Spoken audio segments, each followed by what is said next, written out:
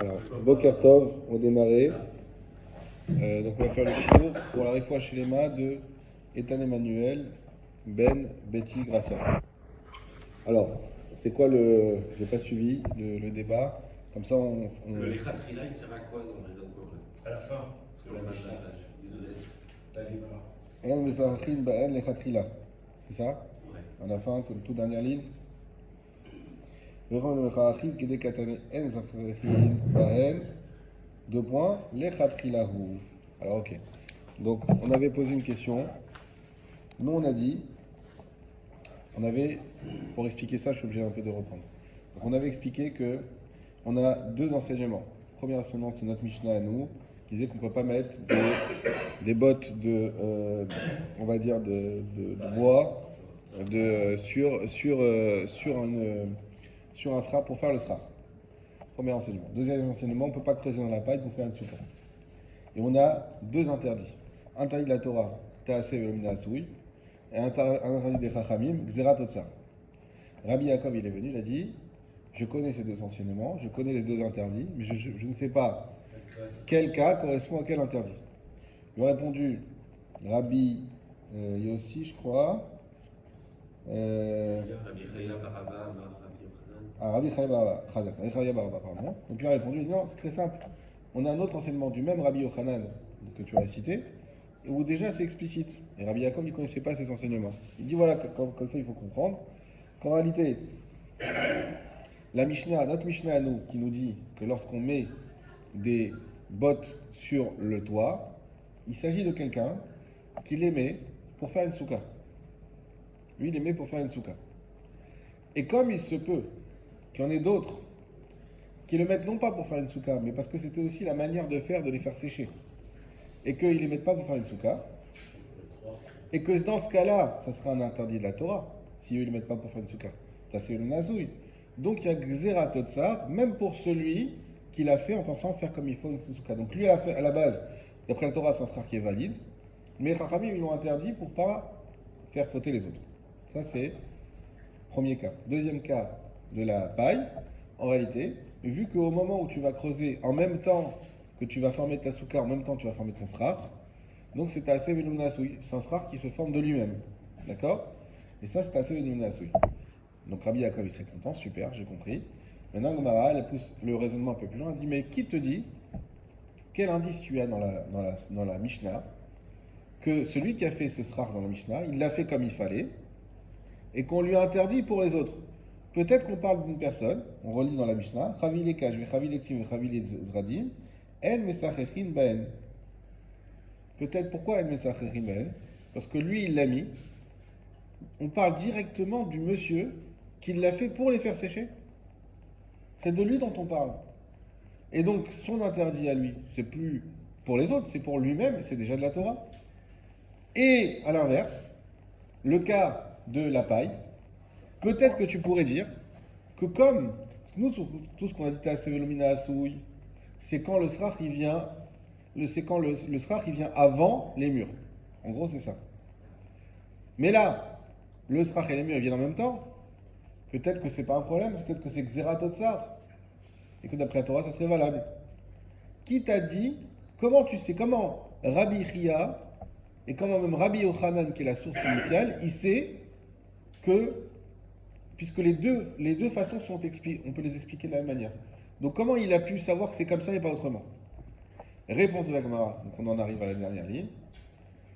On va regarder dans le Lachon, on va être Médaïek. Ce qu'on appelle Médaïek, c'est qu'on regarde bien dans le Lachon. Qu'est-ce qu'il y a écrit dans la Mishnah? En Mesachechin.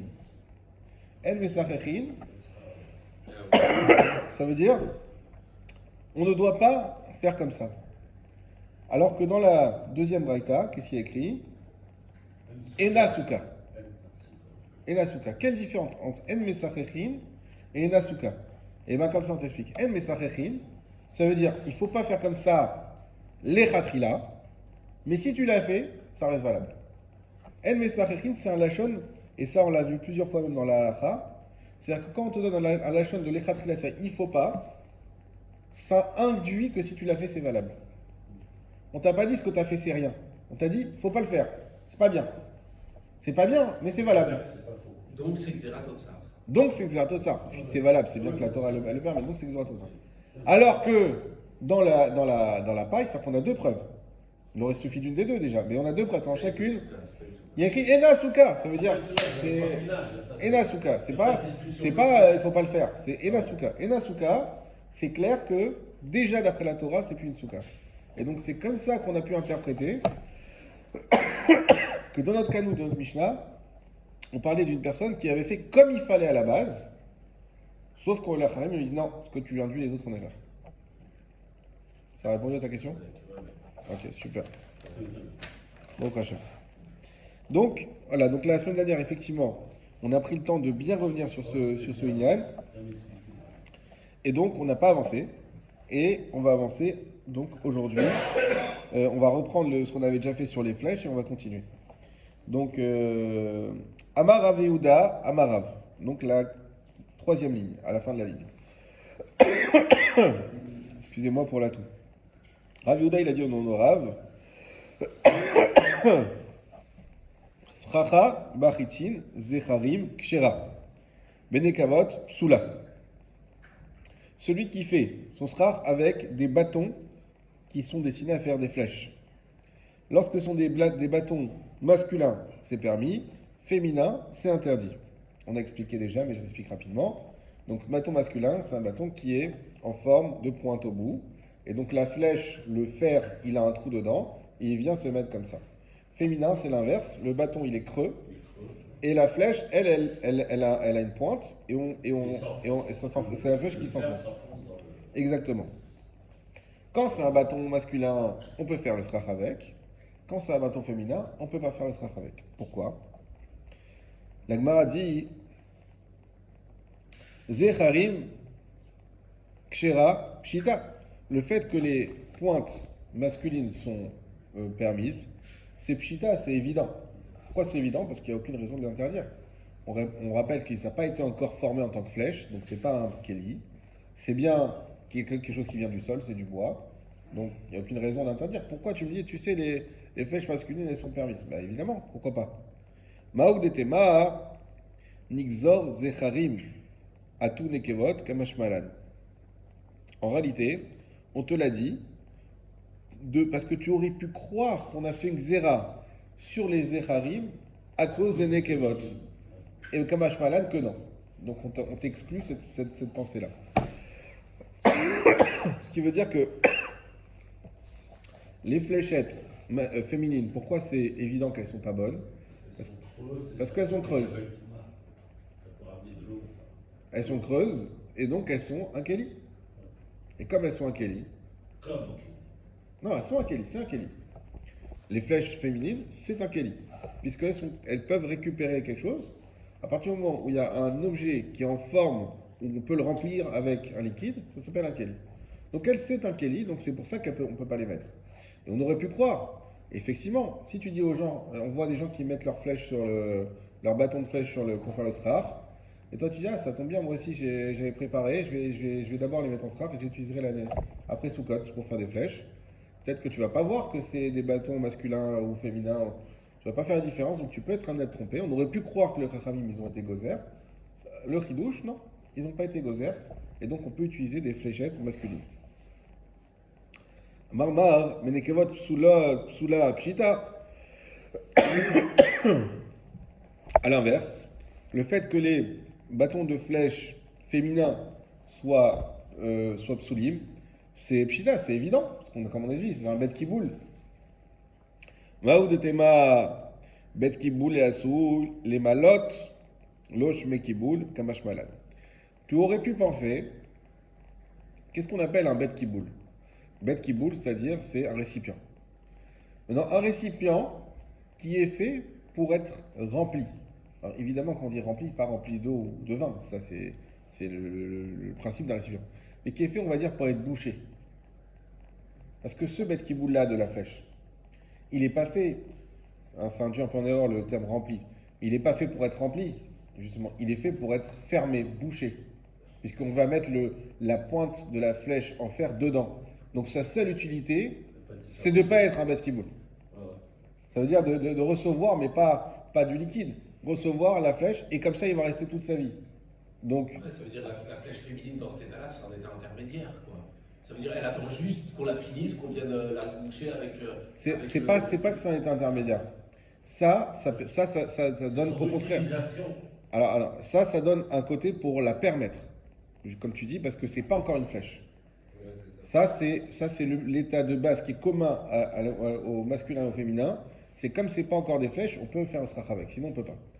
Maintenant, à part ça, il y en a un qui est en pointe, et donc de toute manière, c'est ni pour des flèches ni pour autre chose, alors que l'autre il est en creux. Tu pourrais faire avec un verre. Même si toi, c'est pas le but, mais tu pourrais faire. Dès lors qu'il y a quelque chose qui est un récipient, c'est fini, c'est Mekabel Touma. Parce que tu peux faire avec un verre. D'accord? Tu peux faire avec un réceptacle. Mais ce réceptacle-là n'est pas fait pour être vide. Un verre, il est fait pour quoi? Pour se remplir. Pour se remplir, Donc c'est le cabal tout main. pour se remplir, mais dans le sens remplir d'une chose qui va ensuite se vider. Ça veut dire pour un liquide. C'est qu'on a besoin de son espace. Alors que la flèche, on n'a pas besoin de son espace pour la remplir et la vider. C'est juste pour que ça s'accroche. Ah ouais. Et donc tu aurais pu croire que dans ce cas-là, ça s'appelle pas vraiment un bête qui boule. Puisque c'est pas fait pour le remplir, pour boire, pour quoi que ce soit qu'on a l'habitude de faire avec un bête qui boule.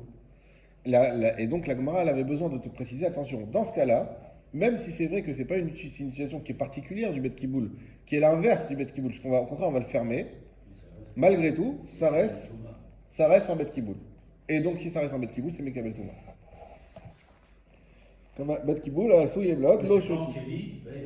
Si, c'est un Kelly. C'est un Kelly, 100%. Sinon, pourquoi je ne pourrais pas le mettre? On aurait pu croire que c'est pas un Kelly, justement. C'est ça, comme tu dis, c'est pas un Kelly. Parce que la dernière fois, tu avais dit que un Kelly, c'est aussi, il s'appelle Kelly, c'est par rapport à sa destination, par rapport à son utilisation. Tout à fait. On avait vu l'autre fois avec quel Kelly, en principe, il doit avoir une base, mais s'ils n'ont pas une base, mais s'ils sont fabriqués pour ça, spécialement. Enfin, on parlait du Kelly pour Nitiat Yadayim. Voilà. C'est spécial. On l'avait vu. Ah, parce que Nitiat Yadayim, on a vu que dans les Xérod, c'est une Xérod des Chachamim, qui disent qu'ils font un Kelly. Et justement, on avait vu que tous les Kelly, même qui étaient faits de manière en argile, etc., qui n'étaient pas avec des choses dures, ils avaient un Shmeke, ils avaient un nom de Kelly, ils étaient cachers pour la Nitiat Yadayim, à condition qu'ils avaient une quantité de réception de réveillite. Ouais. S'ils pouvaient recevoir réveillite. Mais ça, c'était spécifique pour Nitiat Yadayim. C'est pas par rapport à la Touma. C'est par rapport à Xéra de Chachamim de faire Nitiat Yadayim avec un Kelly. Ici, ce qu'on est en train de dire, c'est que vu que ce trou-là n'est pas fait pour être rempli comme un Kelly normal avec des choses qui permettent de. Mais il est fait pour être bouché. Donc j'aurais pu croire que c'est pas un Kelly, puisque le bet kiboul n'est pas un bet kiboul classique. Réponse de la Gemara, si c'est un Kelly quand même, si d'abord c'est un bet Kelly, c'est un bet kiboul, et donc c'est un Kelly, et donc c'est Mekabel Touma, et donc c'est Assour. Minatora. Amar Rabba, Barba Chana, Amar Rabbi Yochanan. Rabba Barba Chana, il a dit au nom de Rabbi Yochanan. Sracha be'atsine pishtan. Celui qui fait son srach avec du atsine pishtan, c'est du lin sans l'écorce.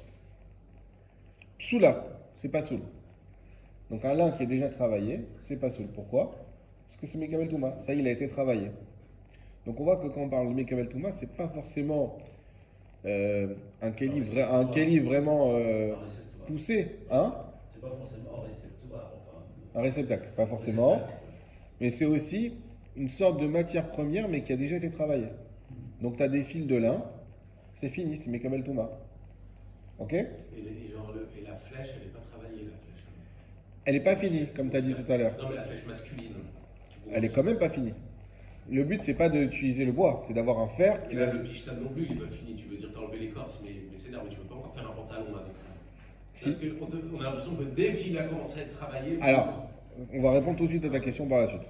On va voir les différentes étapes de travail du lin et on va poser la question, justement, l'étape intermédiaire, qu'est-ce qu'il en est. Mais là, on parle du lin qui est, ça y est, il est bien travaillé, il est fini, il est nickel. Ça, c'est sûr que c'est Assour. Il est prêt à être tissé. Quoi. Il est prêt à tisser. Be-Utsane Pishtan Kshera.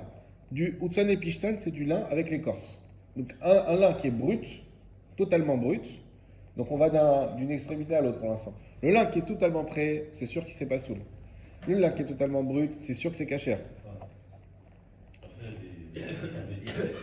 Veoshan et Pishtan, Eni Odea Maou.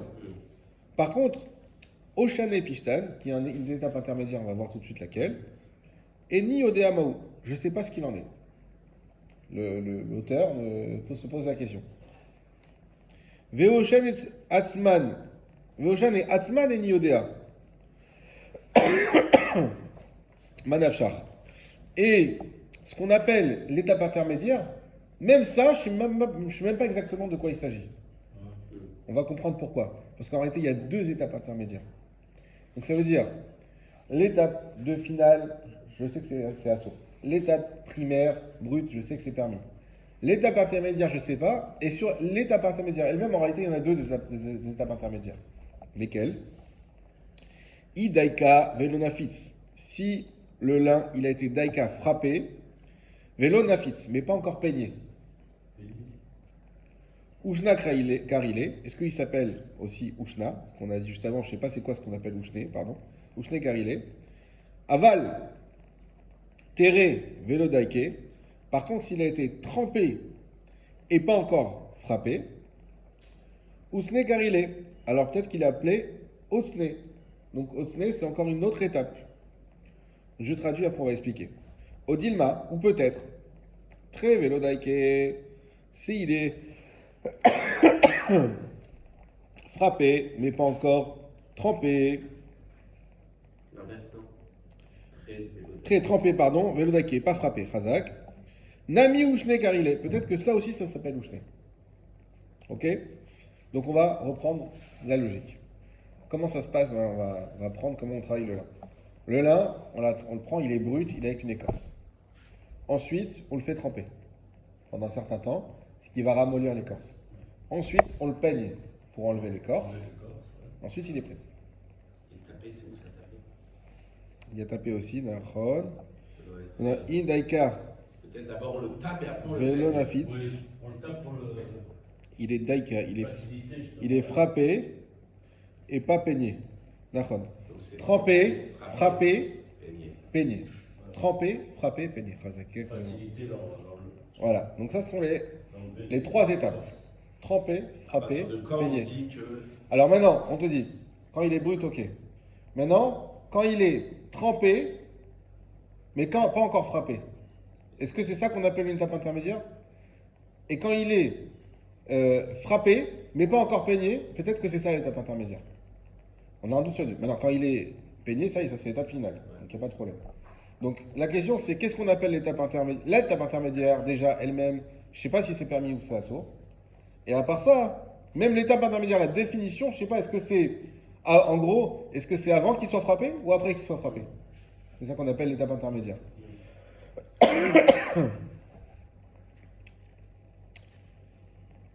Point. Le sujet s'arrête ici. Alors Rachid, qu'est-ce qu'il nous dit? Alors du coup, qu'est-ce qu'on fait nous? Est-ce qu'on peut faire le scarf ou pas? Rachid nous dit... Ah, c'est le sujet s'arrête là. La Gemara elle arrête là. La Gemara elle arrête là. Après on passe à un autre sujet. Voilà. Le Rachid, qui est donc 1, 2, 3, 4, 5. 5 lignes avant la fin. Donc des lignes de Rachid. O dilma tere velo daike nami ushna karouile. Ve'af en bichlal sfeka. Et même si ils sont donc dans le sfeka, on est resté dans le doute. Velo ava pshitale, ça n'a pas été élucidé.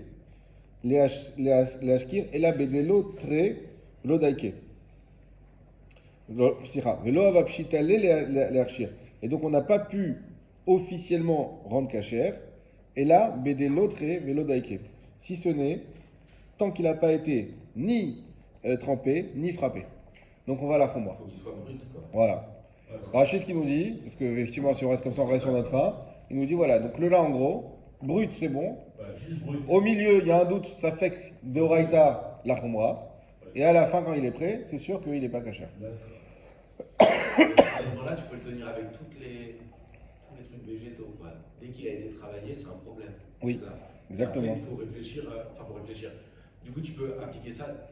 Toutes les étapes intermédiaires, tu les Alors, pas toujours. Ça va dépendre de chaque chose. On a le même inyan, le même sujet de savoir qu'est-ce qu'on appelle travailler et pas travailler sur Shabbat. Pour savoir ce que c'est mouktsé ou pas mouktsé. Je sais pas si je crois que j'avais déjà dit, mais il y a une question dans Shabbat, quelqu'un qui a des invités et qui a un tanneur. Et donc il a dans sa réserve plein de pots de bêtes qui sont brutes. Alors à l'époque il dormait sur les pots de bêtes et il n'a pas assez de lit pour tout le monde. Il dit tiens je vais aller chercher mes pots de bêtes. Alors il y a toute une question à quel point elles ont été travaillées. Si elles n'ont pas été travaillées du tout, c'est assourd qu'on de les toucher. Pourquoi? Parce qu'elles sont moussées. C'est des pots de bêtes brutes, c'est moussé. Et en fonction de combien il les a travaillées, il y a tout un lien là-bas dans Shabbat. Est-ce qu'il va pouvoir les prendre ou pas les prendre pour ses invités pendant Shabbat? Mais là, c'est encore plus parce que là, ce serait Deoraita, tu vois. Nahon. C'est Nahon. Là-bas c'est un des rabbanan. Donc c'est des là, c'est rabbanan. encore pire. Du coup, donc, la flèche, on correspond quand on a travaillé elle est dans une étape intermédiaire, en fait, tu vois, la Oui. zafar, là.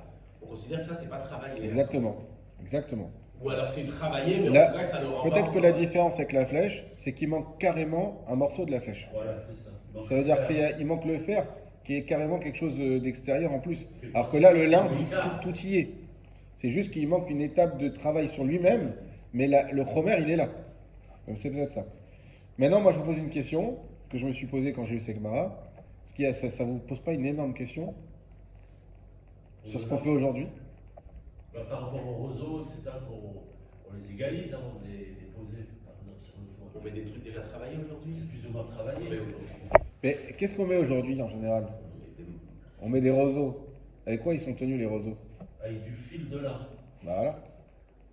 Ah, c'est du fil de lin, je sais même pas. Il faut que ça soit végétal. D'Afka, on prend du fil de lin. C'est du fil végétal. Voilà. Parce Ou de coton. Parce que c'est pas l'essentiel du sera. Ah, le coton aussi, on Il peut. est juste là pour Ouais. faire tenir. Il est juste là. J'avais acheté du fil de lin exprès. Pour, Il y a là au coton. Le coton aussi c'est Parce qu'il végétal. est juste là pour faire tenir, quoi. non Khazak. Alors ça c'est un autre lignan. Il y a le srar. Il y a ce qui est mechazek le srar. Ah, Il y a aussi des on est moins dur par rapport à ça. voilà. Il y a aussi des halachot que ça peut pas être aussi par exemple les fils de fer. Donc quoi que c'est débattu. Il y en a qui veulent permettre aussi les fils de fer, comme vous connaissez les fils verts là qui sont comme ça. Mais a priori, ce qui est mechazek le srar, donc le support du srar.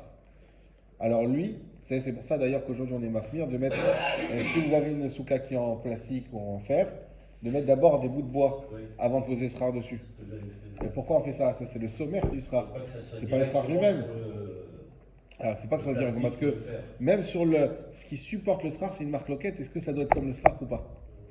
Donc c'est pour ça que sur ce qui supporte le srar ou ce qui attache le srar, on est mahmir de utiliser quelque chose qui est aussi végétal. Voilà. Il y en a quand même qui permettent d'attacher avec du fil de fer. Oui, il y en a qui disent que ça, il n'y a pas de problème là-dessus. Voilà. On ne fait pas ça les khatrila, mais Bediavad, on pourrait trouver pour ceux qui ont mal fait la souka entre guillemets ou qui ne savaient pas un éther. Ok. Donc exactement. Donc le lin d'aujourd'hui, vous n'êtes pas posé la question, mais c'est pas grave. Le lin d'aujourd'hui, ou le coton d'aujourd'hui, c'est exactement la même chose que le lin qui est travaillé aussi pour accrocher. En réalité, c'est pas le srach lui-même. C'est ce qui accroche les lattes de bambou c'est quoi qu'on a dit? De bambou, de quoi? Bambou, Bref, vous avez compris. C'est ce qui accroche les lattes et donc les roseaux. de roseau. Merci. Et donc c'est pas le srach lui-même. On continue. Amar Rav Yehuda. Rav Yehuda il a dit Hane chouché veshvitzre mesachechin behu. Chouché c'est des fougères. Ah ouais. Veshvitzre c'est des armoises. Quoi? Ouais, c'est des armoises. A-R-M-O-I-S-E. Voilà, tu vas voir sur Google. C'est des feuillages, végétaux. c'est des végétaux. Il dit qu'on peut faire là le srach avec. Abaye Amar, Beshouché, Mesachechin. Abaye dit qu'avec les fougères, on peut. Beshvit serait lo Mesachechin. Par contre, il dit qu'avec les armoises, on ne peut pas. Pourquoi? Oh, c'est des feuilles. Maïta Amar, la raison. Kevan Desare Richayehu. Desare Richayehu. Parce que est mauvaise leur odeur. Ah oui, c'est- Shavik Lehu Benafik. Alors il va laisser sa souka, il va sortir. Voilà. Donc là, on rentre dans une autre catégorie de problèmes. Problématique qui n'est pas ni d'Oraïta, ni vraiment des Rabanan, mais qui est de l'ordre du Derabanan mais léger, on va dire. C'est-à-dire que même des Rabanan, ça répond à tout ce qu'il faut. C'est-à-dire que c'est à la fois végétal, et c'est pas Mekabel Touma, c'est détaché du sol, Donc il n'y a aucun problème a priori. Ça sent mauvais. Mais comme ça sent mauvais, et que ça sent mauvais, et que ça va faire en sorte que toi tu restes pas dans ta souka, et donc ça va avoir pour conséquence que tu fais pas la mitzvah. Donc quand même, on t'a demandé de ne pas faire ton srach avec. Amar Ochanan, Barava, Ochanan Barava il a dit, Ha izime, c'est buisson, Vehige, c'est un autre type de buisson, mais ça chin beo. Pareil, lui dit on peut faire le srach avec. Abayama, une fois de plus, Abaya intervient pour dire, Beizeme, mais ça chin, Beige, non mais ça chin. Avec le type de buisson izeme, oui, avec l'autre ige, non. Pourquoi? Toujours à cause de l'odeur. On va voir. Maïtama, quelle est la raison? Kevan denatre tafayou. Parce que les feuilles, elles tombent. Shavikla, venafak. Et bien pareil, il va laisser la souka, il va sortir.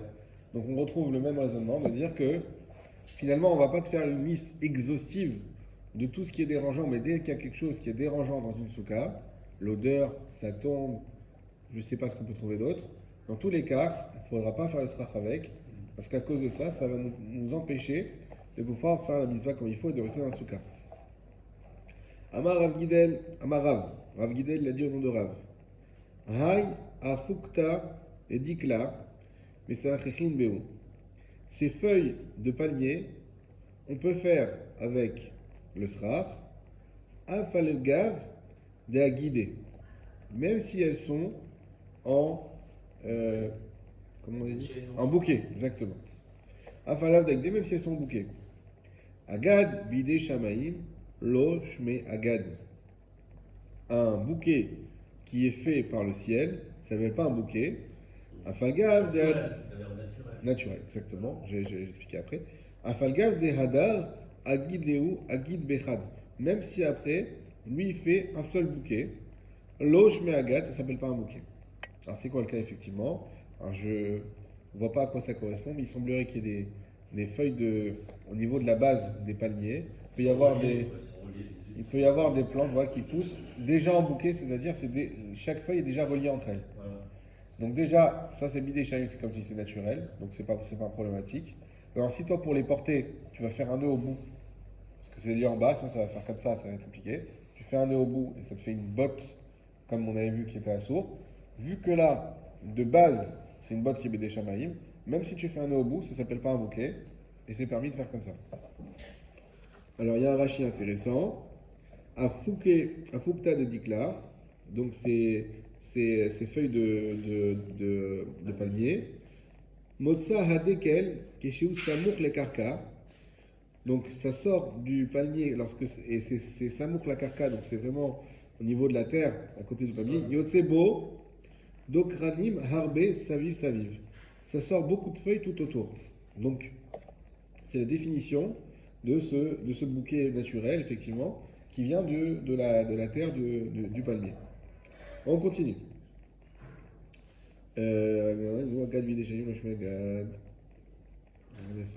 Voilà.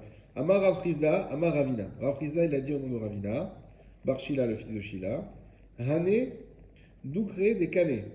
Ces feuilles de jonc. Mais ça rechin behu, on peut faire le srach avec. Botanique.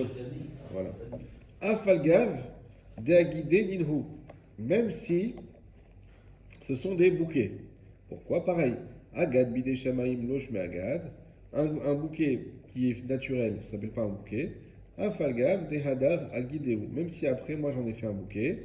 Igoud bechad losh me agad, parce que vu qu'il y a un seul nœud, donc ça ne s'appelle pas que ce soit un bouquet. Donc toujours pareil, là c'est un autre type, des bouquets qui sont naturels. Moi je fais un nœud en haut. Dès lors que j'ai fait un seul nœud, ça ne s'appelle pas un bouquet. Ce qu'il faut comprendre aussi ici, on va le voir après, je vais pas anticiper. Kanim, pshita. La Gemara dit des feuilles de jonc, pshita, c'est pas choute qu'on peut faire le srach avec. C'est évident. Emma, kanim shel dur kanim.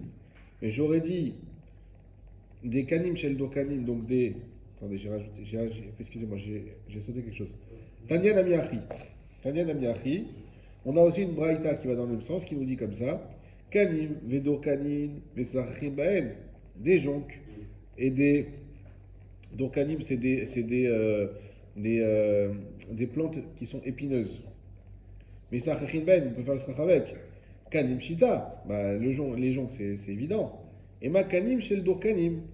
Alors, non, en fait, on peut dire des feuilles de jonc qui sont elles-mêmes épineuses, mais c'est un baen qu'on peut faire le srach avec. Ve'amar Afrizda, bon, je sais que c'est pas hyper passionnant, mais bon, on passe sur ça au moins. Ve'amar Afrizda, Amar Ravina Bar Shila. Rav Frizda, il a dit au nom de Rav Shila, au nom de Rabina Bar Shila. Hane Mirerita Deagma, c'est ce maror du lac. Alors, excusez-moi, juste avant de terminer, je crois que c'est un Rashi, mais je ne le retrouve pas ici. La question juste qu'il faut comprendre, pourquoi on parle de tout ça? C'est parce qu'on aurait pu... Ken. בסדר.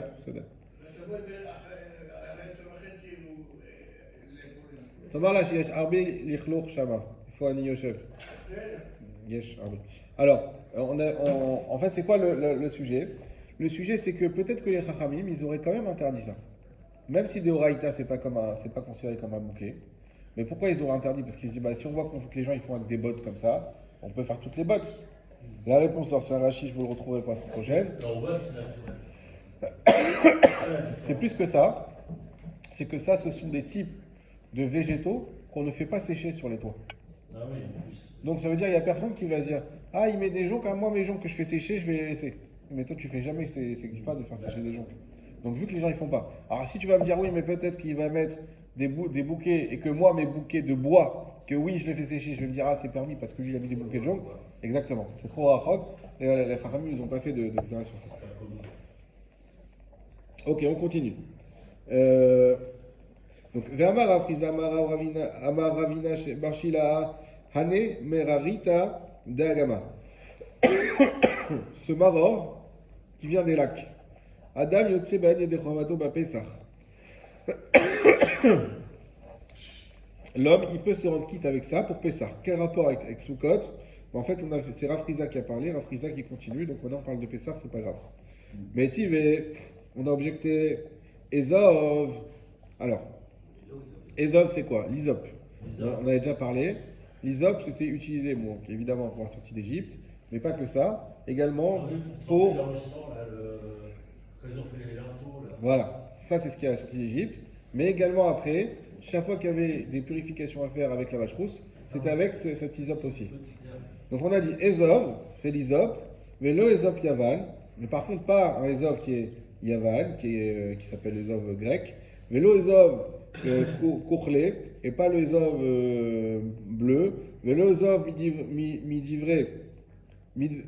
Midbari, pardon, et pas le Ezov qui est de cet endroit-là, mais l'Ezov romain, et pas un Ezov romain, mais le Ezov Shieshlo Shem Levaï, aucun Ezov qui a un autre nom. C'est-à-dire que quand la Torah elle t'a dit tu dois prendre de l'hysope, c'est l'hysope normal.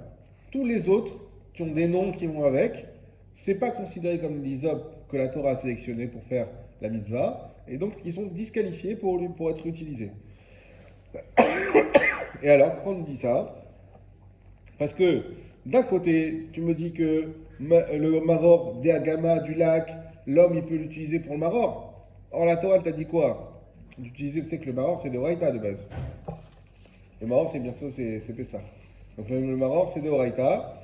Et simplement aujourd'hui, comme on n'a plus le Korban Pessah, la mitzvah de maror est descendue des Rabbanan. Mais le maror c'est de Oraïta. Donc quand la Torah t'a dit qu'il faut prendre du maror, elle t'a spécifié du maror tout court, comme pour le Ezov.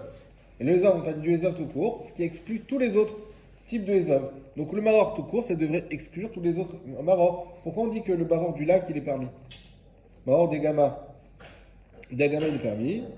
Amar Abaye, Kol Nishtena Shemo Kodem Matan Torah, Umbaka Torah, Vikpida Alea, Biadoua Shieshlo Shem Levaï.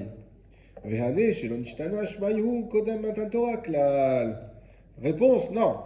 Quand la Torah elle t'a dit attention c'est ce Ezov, sous-entendu par un autre, c'est pas un autre qui existe au moment de Matan Torah. Et donc on a donné, il y avait des autres Ezov, romains, grecs, ce que tu veux, tout ça, apparemment, ils existaient déjà avant Matan Torah. En tout cas, peut-être pas qu'ils s'appelaient romains et grecs, parce qu'il n'y a pas de romains et grecs, mais ce type-là de Ezov, il existait déjà. Et donc sur ça, on t'a dit, c'est que les hommes normaux et pas les autres. Par contre, sur le maror, qu'on appelle le maror d'Agama, le maror du lac, en réalité, c'est une espèce qui a été connue ou qui a été vue après Matan Torah. Et donc, du coup, la Torah, quand elle a dit le maror, elle n'est pas venue exclure ça, puisque c'est quelque chose qui n'était pas encore connu à ce moment-là. Rava Amar, Hanemerirta, Stama Shamayhu. Rava, il a dit, ces marors-là, Stama Shamayhu, ils sont simples, leur nom. Vehai, décris-le, Merirta, d'Agma. Et sur le fait qu'on l'a appelé le maror d'Agama, Mishum de Mishtekach be'Agama. C'est parce qu'on le trouve à Agama. Donc ça veut dire qu'il nous explique bien que c'est pas un maror qui est différent. C'est un maror qui est exactement le même que le maror normal. Simplement, on sait que on va dire que un des endroits où on trouve le maror, c'est le lac. C'est ce type de lac-là. Et donc on l'a appelé ce maror du lac. Mais en réalité, c'est exactement le même. Amar Aprizda, Igad Bechad, Lojme Agad. On revient à notre situation. On avait dit que si tu fais un nœud avec un seul nœud, ça ne s'appelle pas un nœud. Shalosh, Shme Agad. Si tu fais 3 nœuds, ça s'appelle une botte. Une botte, c'est un nœud en bas, un nœud en haut et un nœud au milieu. C'est pour ça qu'on fait aussi 3 nœuds dans le loulav. Pour que ça soit considéré comme un bouquet. Pour le Shabbat, on va en faire en deux dans les chaussures et pas en double nœud. Non, ça c'est autre chose. C'est autre chose. Ça c'est pas c'est pas pour un bouquet, c'est qu'on n'a pas le droit d'avoir un nœud qui est définitif. Ah. Et effectivement, le double nœud, le problème c'est qu'il va rester et il ne s'enlève pas facilement. Donc il y en a qui disent que c'est un nœud qui est définitif, c'est pour ça. Là, c'est pas une question de le nœud lui-même, mais simplement le nombre de nœuds. Et quand on a 3 nœuds, là effectivement, ça s'appelle un bouquet. Un nœud, c'est sûr que c'est pas un bouquet. Vous avez compris la question. Shnaim, machloket. 2 nœuds et une machloket. On a déjà vu ça. Pour les deux. Ouais, il a vu ça pour une chose, c'était pas pour un On bouquet. l'a vu avant ça. Je me rappelle pas. Ouais, je suis plus sûr qu'il y avait un débat. Oui, il y a eu un débat comme Non, ça. c'était, je sais de quoi vous parlez. C'était les cheveux. Oui. Les cheveux pour le migrer. Exact. Oui, avec Ouais. les cheveux, avec de l'argile. Voilà. Exact. On avait dit 1, non, 3, oui, 2, on ne sait pas. Hazak. Shnaim machloket. Rabbi Yossi ve Rabbanan. Posé sur le lien entre les deux sujets. Ah, il y a Voilà. peut-être comment ça s'appelle, C'est sûr. Il me dirait Shabbat, tu veux dire Il non, dirait Shabbat, en tout cas, Shabbat. Qui existe. Rabbi Yossi ve Rabbanan. Nan. Rabbi Yossi et Rabbanan, ils ont enseigné dans la Mishnah. Mitzvat Ezov, Shlosha, Kelachim. Ubaen, Shlosha, Gavrolin. La mitzvah du Ezov, c'est avec 3 racines qu'il y a dans elle, c'est-à-dire 3 branches. Donc quand on dit le Ezov, c'est pas juste une feuille de Ezov, c'est 3 feuilles, donc 3 racines avec 3 branches. D'accord? Rabbi Yossé Omer, mitzvat Ezov, Shlosha, Voalin, Veshirio Shnaim, Vegardumav, Kol Sheu Kasalka Daatin, Medeishrav Shtanim Trilato. Je répète doucement. Rabbi aussi il a dit que la mitzvah du Ezov, Shlosha Givulin. Donc c'est avec 3 branches. Veshirio Shnaim, mais s'il en reste 2, Vegardumav, et elle s'est cassée, Kol Sheu. Alors, Veshirio ça c'est un premier cas. Vegardumav Kol Sheu, ça c'est un deuxième cas. Ça veut dire quoi? Premièrement, donc on a dit qu'il en faut 3. Rabbi aussi dit, mais non, donc c'est quelque chose avec quoi on faisait des gestes comme ça. S'il y en a une qui tombe, il en reste que 2 dans les mains, c'est bon. Parce que tu en avais 3 au début, c'est bon. Donc 2, c'est bon. Deuxième chose, si tu fais comme ça et que ça se casse, ça se casse, tu vois, ça tombe. Mais et alors dans ce cas-là, kol chez où? Il suffit qu'il reste un petit peu de chacun pour que ça soit caché. C'est pas grave si ça s'est cassé. Donc la Ma a dit Kasalka Da'atin, Midreshav, Shnaim Trilato. Shnaim Trilato. Donc tu peux comprendre de l'interprétation de Rabbi aussi, que même s'il avait 2 au début, qu'est-ce que ça change s'il en a 3, qu'il y en a un qui tombe ou s'il en a 2? C'est pareil. Donc nous, donc d'après Rabbi aussi, on est en train de dire que 2, ça s'appelle, on est en train de se poser la question, qu'est-ce qui s'appelle un bouquet, rappelez-vous? 1, 3, on a dit, 2, est-ce que c'est un bouquet ou pas? Et bien on est en train de dire de la mitzvah de l'Isop, que vu que Rabbi aussi dit qu'il en faut 3, mais que s'il en reste 2, c'est bon, bah peut-être qu'en réalité, même si j'en ai 2 depuis le début, c'est déjà bon. Et donc d'après Rabbi aussi, 2 c'est bon. Midrashav, Shnaim Trilato, Nami. Shnaim, Vehaï de Katane Shlosha, les mitzvahs. Ah, tu veux me dire, allez, pourquoi on a dit 3 alors? Si j'ai 3 au début, qu'il y en a qui tombe, ou que j'ai 2 du début, dans tous les cas c'est bon, pourquoi tu m'as dit qu'il fallait 3 d'après Rabbi aussi? Réponse, c'est pour la mitzvah. Ça veut dire, c'est une chumra. Au mieux, il en faut 3, ou s'il y en a 2, c'est valable. On met des rabbis aussi, Shlosha et mitzvah, les Rabbanan, Shlosha, les Ekev. Et donc on voit ici la marloquette entre Rabbi aussi et Chachamim.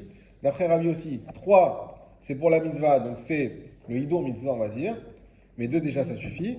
Alors que pour Chachamim, c'est les Ekev, c'est les Ikuva. Ça veut dire que si j'ai pas 3, c'est pas valable, c'est fini. C'est 3 et pas moins. Ve'atanya, et pourtant on a une braïta qui nous dit l'inverse. Rabbi aussi Omer, Ezov, Trilato, Shnaim. Rabbi aussi il a dit, Lizop, Trilato, Shnaim. Au début, s'il y en a 2, Veshario Echad, et qu'il en reste qu'un, Pasoul, c'est Pasoul. Veno Kacher, Achiye Trilato, Shlosha. Et ce n'est Kacher que si, depuis le début, il y en avait 3, Veshirio Shnaim, et qu'il en reste à la limite 2.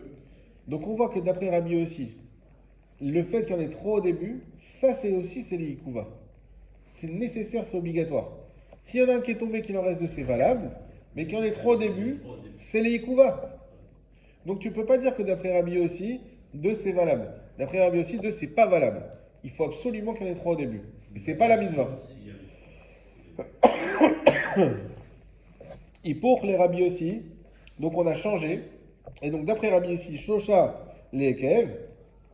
Donc 3 c'est les Ekev, c'est les Yikuva, donc c'est obligatoire. Les Rabbanan, Shosha mitzvah. Et donc dans ce cas-là, à contrario, pour Chachamim, 3, ça sera uniquement pour la mitzvah. Hazak ou Baruch.